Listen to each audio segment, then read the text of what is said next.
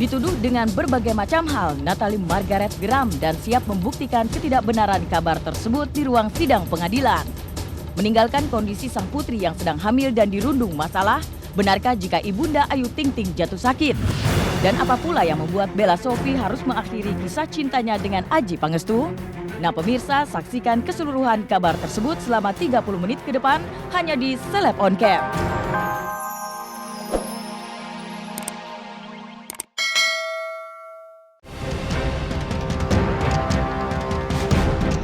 Selamat sore pemirsa Global TV, Celeb On Cam kembali hadir menemani Anda untuk menyajikan kisah dari public figure secara mendalam.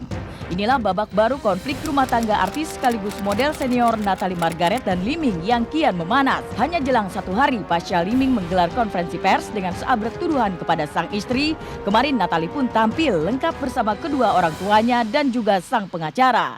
Terhadap semua tudingan Lee Min, Natalie dan pihak pengacara menganggap itu semua hanya upaya untuk mengalihkan isu dari pokok kasus yang sebenarnya.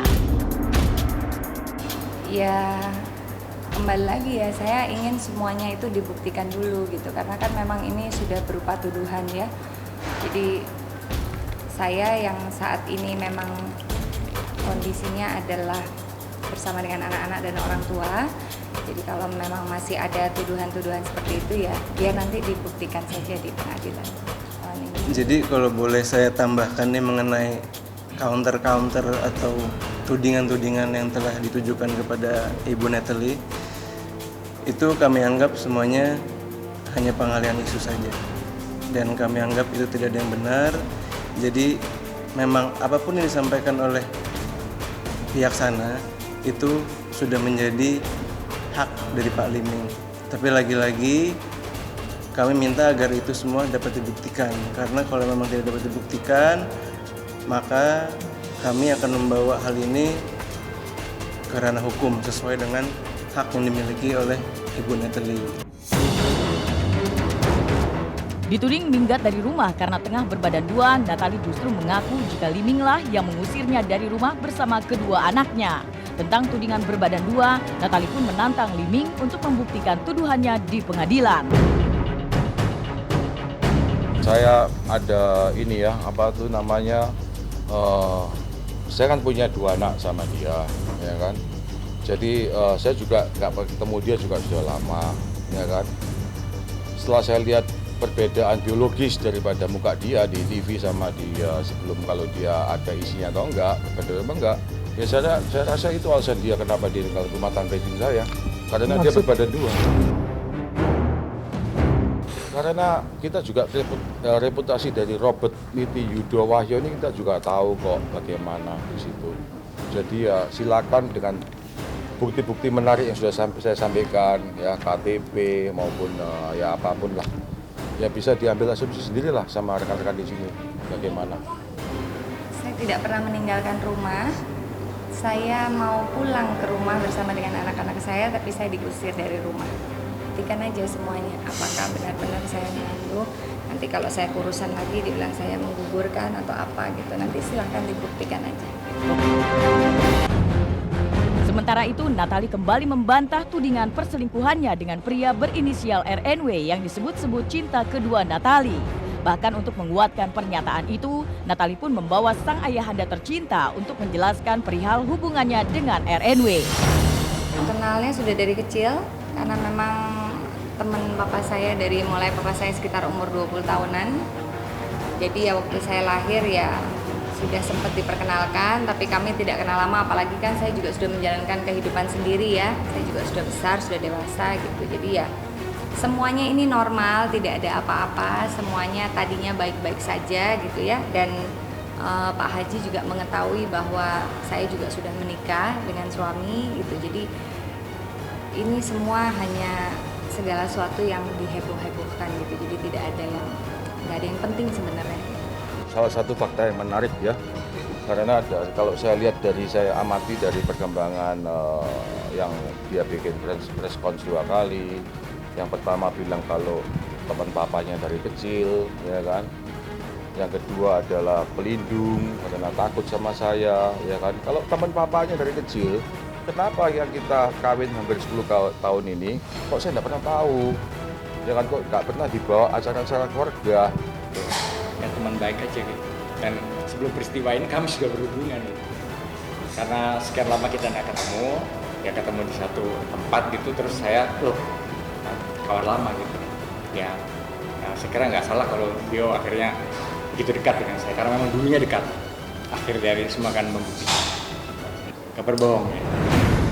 Tapi bagaimana dengan tudingan Liming terkait kartu tanda penduduk ganda yang dimiliki oleh Natalie yang juga dipermasalahkan oleh Lee? Benarkah jika KTP ganda itu justru dibuat oleh Liming sendiri?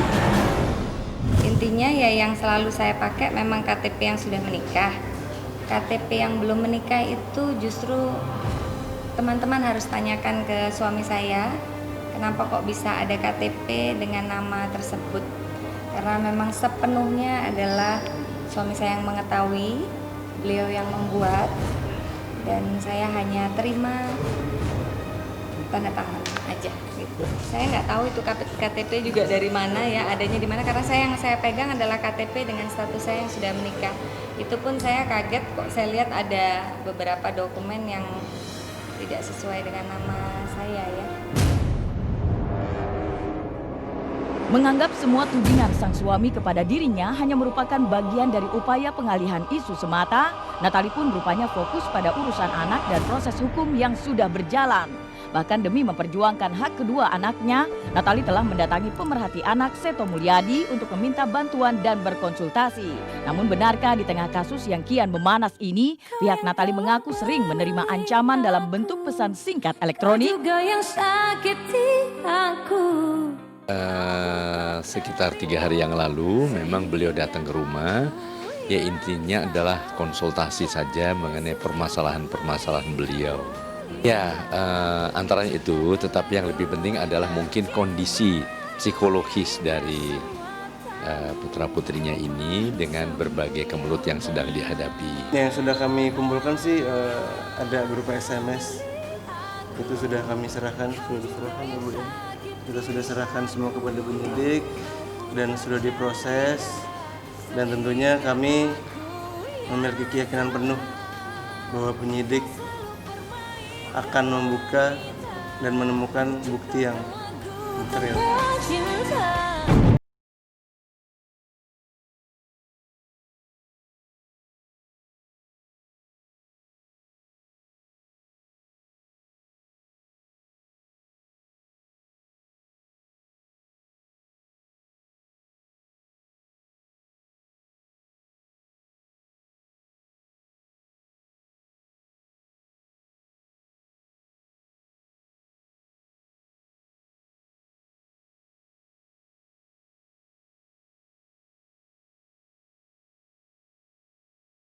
Ke Banjarmasin lagi acara nyanyi, acara salah satu di stasiun TV swasta juga, bukan acara off air, tapi memang acara on air juga.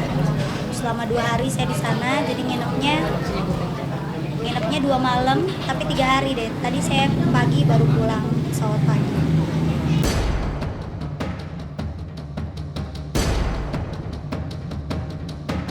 Ayu yang tengah hamil besar memang terlihat lebih tegar menjalani kehidupannya saat ini. Tawaran manggung di dalam kota bahkan di luar kota tetap diambilnya demi terus menafkahi diri dan keluarganya. Sampai-sampai kota Banjarmasin yang jauh dan harus ditempuh dengan pesawat tak mengendurkan semangat Ayu untuk mengumpulkan pundi-pundi rejeki. Makanya kan saya bilang kalau untuk yang namanya ngambil job atau ngambil acara di mana-mana, saya nggak tolak gitu, selagi acaranya masih di tempat-tempat yang deket gitu, nggak yang terlalu jauh banget, karena kalau yang jauh banget saya udah nggak begitu sanggup ya, karena saya juga mikirin janin yang ada di dalam kandungan saya juga gitu, saya nggak mau memaksakan. Tapi kalau misalnya masih ada orang yang pengen saya nyanyi, yang pengen kasih kepercayaan sama saya, ya saya ambil gitu, selagi itu masih dekat, selagi saya masih kuat, pasti saya ambil. Hitung-hitungan buat ngumpulin tabungan lah gitu. Ya kondisi saya alhamdulillah masih sehat gitu, saya masih kuat gitu, dan nggak ada larangan apa-apa, jadi ya alhamdulillah lancar semuanya. Tapi ketegaran Ayu tampaknya membuat khawatir kedua orang tuanya, Abdul Rojak dan Umi Kalsum. Bahkan kabarnya Ibunda Ayu Ting Ting yang sudah tiba di Tanah Suci bersama rombongan haji lainnya jatuh sakit karena kangen dan memikirkan kondisi kesehatan Ayu di tanah air. Alhamdulillah sehat, ayah sehat. Kemarin sih ibu sempat sempat meriang lah ya, maksudnya sempat nggak enak badan gitu, tapi dia istirahat cuma berapa jam gitu, terus alhamdulillah udah enakan lagi gitu, bukan yang sakit yang jangan sampai lah ya. Saya juga selalu ngedoain di sini terutama biar sehat. Ya kangen lah pastinya gitu, karena saya kan yang ngerawat selama ini, apalagi sebelum ibu berangkat kan saya sempat sakit kan, jadi ibu yang ngerawat. Ibu di sana kangen, ya pasti di sini saya juga kangen gitu. Terutama kan adik saya Siva kan, yang nggak bisa jauh dari ayah.